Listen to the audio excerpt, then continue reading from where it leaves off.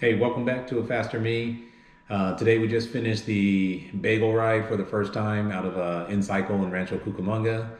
It was a good ride, great group of people. I think Ronnie and Avery did a good job of leading the ride.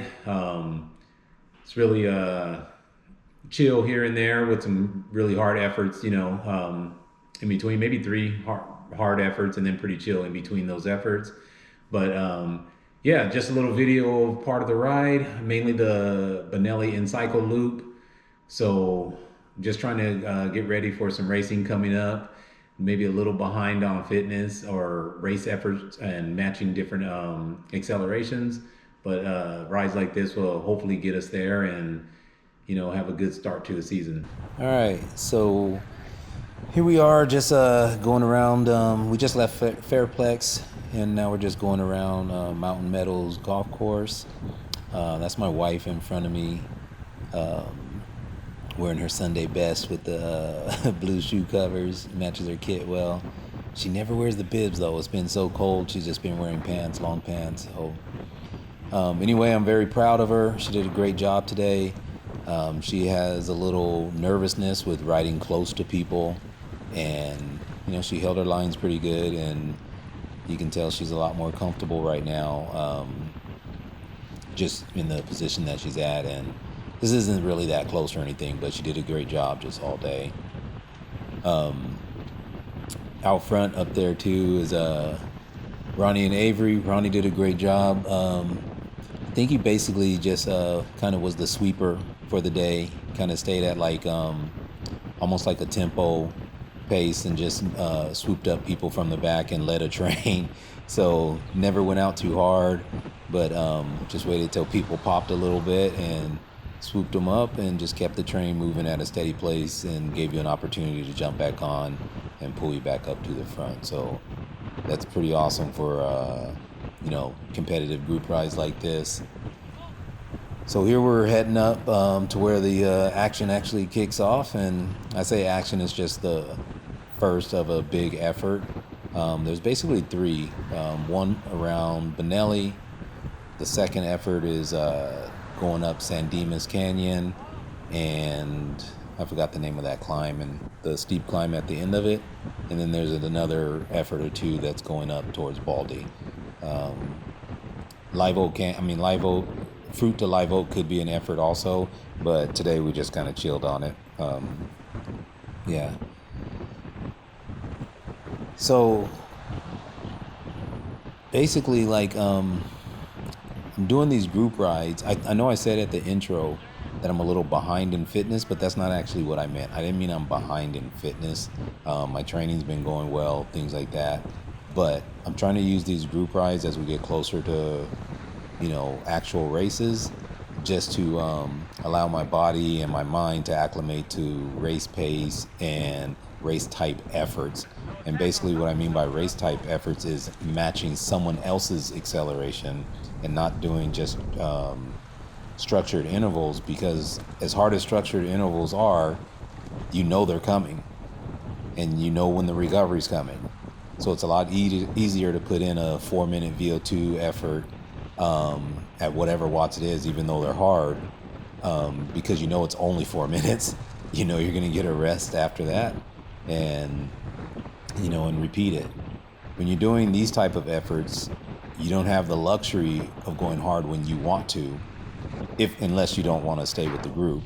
But you have to match other people's accelerations and how long they want to do it for, and then of course what terrain that someone chooses to attack you on. And that's very similar to what happens in a race. So right here, this is a pretty hard effort. They call it Cobblestone. It's only about 4% at the beginning, then it levels off right here, and I think it goes up to about 8% total. But it is definitely a leg snapper. It's only a less than 2-minute effort, but at the pace we're going, it'll take a lot out of you. You see my heart rate's up to 183 or 182 now, and I have a max of about 188 on sustained efforts. So my man coming up right here with the Bora jersey to my left. I did a lot of riding with him today and on this effort. He put in a lot of hard work.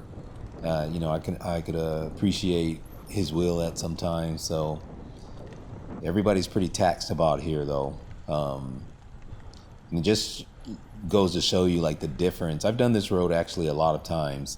I think over 100 times. And riding by myself, my PR on this road was like 146 or something like that, 145. I can't remember. And today, just going with the group and the matching the acceleration at the beginning, I did it in 132 or something. I don't know, 132, 135. But either way, it was 10, 15 seconds faster than my previous best. And I actually saved a little there because I didn't know if we're just going to I didn't know where the effort was going to stop. I didn't know if we're going all out from here all the way up to Baldy or what we were doing, but it turns out we actually regroup at the end of this. Here I'm just saving the legs a little bit, gonna tuck and coast instead of trying to put down power. We just need to recover a little bit, get the heart rate down, and then I know there's rolling hills after this, and that's going to be a pretty tough effort again. In front of me is Cyril. Got to talk to him a lot at the beginning of the ride when we were just cruising to the Bagelery in Laverne. He gave me a lot of good insight and some of his racing history and things like that. And so the three of us right here, we pretty much worked together for the next mile or two, just trying to catch back up to the group, which of course is not going to happen, not the front guys. Looking at this later, I think they were almost 1.5 miles, 2 miles faster than us on this little stretch right here. So I think we end up averaging 26, 27 on this stretch, and I believe they were close to 29 on this little rolling hill section here. So, but yeah, this is what I came out for. This is what I wanted. You see that heart rate up to 180. Just want to put in some hard efforts with other riders and not just hard efforts on the trainer. I think interval training should be the base of all racers. Not like I'm Mr. Know-it-all expert or anything, but I think structure training should be the base of everyone that wants to either race or really improve. However, I think, the closer you get to races, you're going to have to do some more aggressive riding, more grabbing wheels and holding on to them when you can instead of letting them pass by, and use the interval training pretty much on your own.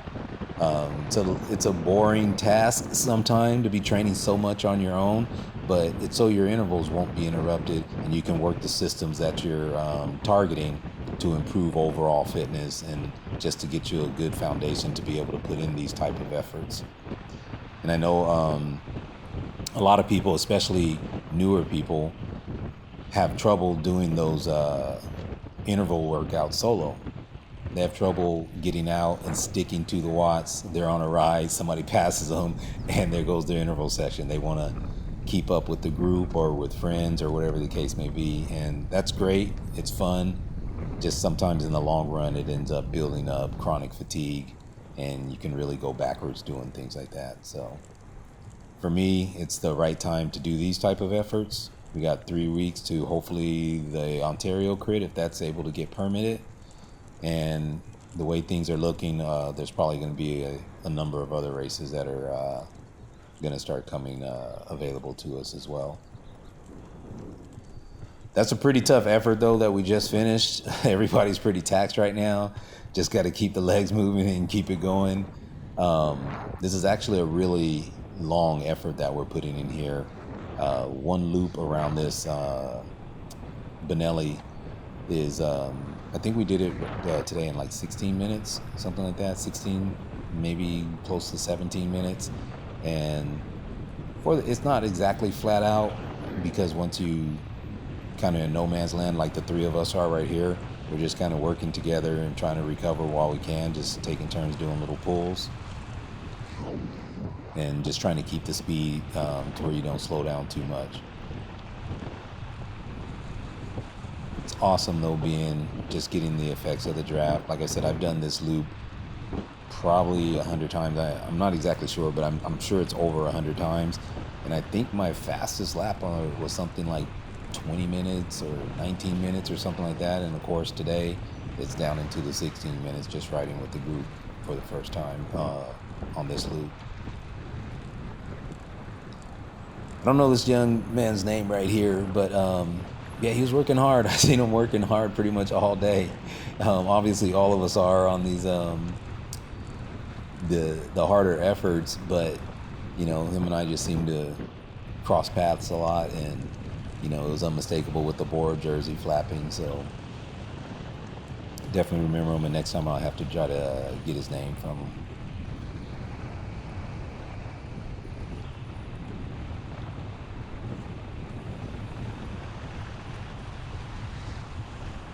It's a little narrow opening here.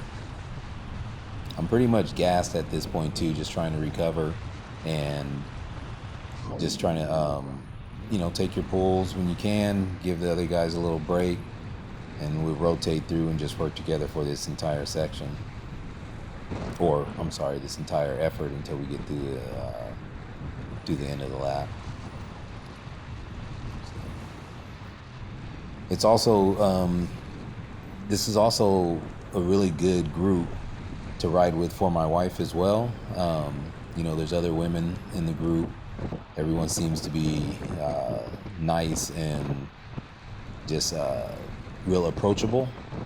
That's not always the case in cycling for some reason. It's really weird. We all work so hard to get fit, and often you go to rides or you go somewhere and the elitist in everyone comes out, and it's like, oh, you're not fast enough for me to talk to. And it's just kind of weird how people have that kind of attitude. It's like, if you're not at a certain level, you're not worth their time. And that's just a little bit unfortunate, and especially for women, because the women that I've talked to that want to race, often they feel kind of alone trying to get into racing. They're always racing with guys or riding with guys, and they don't really have a lot of other women to talk to. So it's definitely refreshing when women open up, or make themselves available to other women that want to get into the sport, because I think a lot more women would race, especially when you have to start off novice or Cat 5 or whatever the case may be. It's unfortunate when you're a beginner and there's not enough women racing, so the field is a 3-4-5. And Cat 3 and Cat 5 is a big difference, and it's kind of hard for a woman that wants to race, or anybody that wants to race. It's just, for men, we typically have a Cat 5 field. Sometimes it'll be a 4-5, which is not as big of a gap. But like for my wife, for instance, her first crit, she's in a 3-4-5, and obviously the threes are going to push that pace a lot higher than a complete Cat 5 field would. And if we can get the fields larger to where there are enough women to just have a Cat 5 race, or every race be a single beginner race, I think a lot more women would stick with it, because no one likes to get dropped. It's not a good feeling. You're putting in all that effort and people are just walking away from you. Yeah, it's just not a good feeling. So I think that would just improve, and it's fortunate, like in this group, at least for today, Avery and Yasmin, they were, they seemed very welcoming to my wife, and she got to chat with them, and hopefully we'll get to ride with them again. And both of those two women are very strong. I think I've ridden with Gus before. He's super strong. That's Yaz and Gus, I think, are together. Not sure, don't quote me on that, but I always see them together riding. And I was surprised, like I didn't realize Yaz was that strong, because when I met them, we rode on Montrose, and I think she had did the 7:30 or 7:45 ride, I can't remember, and Gus was doing the 8 o'clock. And usually it's just, this is like a year or so later, and she was smoking. So kudos to her. I don't know if she was always that strong or just has gotten stronger. So there goes the Ronnie train. The Ronnie train just flew by, and this is what he was doing all day, basically, just pulling people like myself that, you pop at one point and he swings by, pull us back up to the front, and, gives you an opportunity to jump on, which that opportunity is just, hey, jump on. you get the speed back up, a little acceleration, and jump on the train. And that's my boy Francisco right there, my training partner in front of me. He didn't wear his PAA today, didn't want to represent. But yeah, he's very strong as well. He was chill most of the day because just first ride, he didn't know where the efforts were going to come. And he has not done Benelli a lot or anything, so he didn't know what to expect. But I think he was sandbagging a little bit. We got to get him out there, putting in some real effort sometime.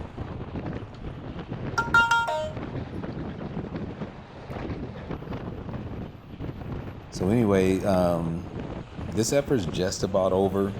There's a downhill coming up, and then we just head back to where everyone regroups. It's a very fun ride, though, and I think we're probably going to make this my Sunday ride for the next couple weeks. Hopefully I have the legs to do it, because I'm at a point where I'm doing 2 VO2 sessions during the week, and one sweet spot, 2x25 sweet spot is my chill day, and the last VO2 session is on Saturday, and hopefully I will have legs to come out on Sunday. So I may just come out and do 1 or 2 efforts or something, and just get to know everyone and get comfortable doing these efforts and matching accelerations and things like that. So, for some reason, Francisco, he can't talk and hold the wheel at the same time. So he likes to open up these gaps right here and then force me to put in 400 watts to get back on the wheel. And, I don't really appreciate that too much. So had a little chat with him about that. Like, hey, can't you bump gums and ride at the same time? So, but for whatever reason, as soon as he opens his mouth, he stops pedaling. And then that gap opens up, and it just taxes your legs a little bit. Luckily we were over, and it's like we only have about 600 meters or something to go for the end of this effort. But it was a pretty good effort for me. Definitely felt a lot stronger, just for the year of training that I've been doing and where I came from. So kudos to Chaz and Elevate Coaching. Just trying to hopefully get me on point. I've gained like 25 watts, 23 watts or something over the last 7-8 months. So that's a positive sign. I'm not a spring chicken anymore. So, I hear people gaining 100 watts and all this kind of stuff, and I don't think that's typical of, unless you're brand new to cycling, possibly. I don't think that's typical in 7-8 month time. So anyway, that's basically the end of the ride. And again, it was nice meeting everyone that was out there. Very friendly group, very helpful, and it's full of knowledge and information. So until next time, thanks for watching.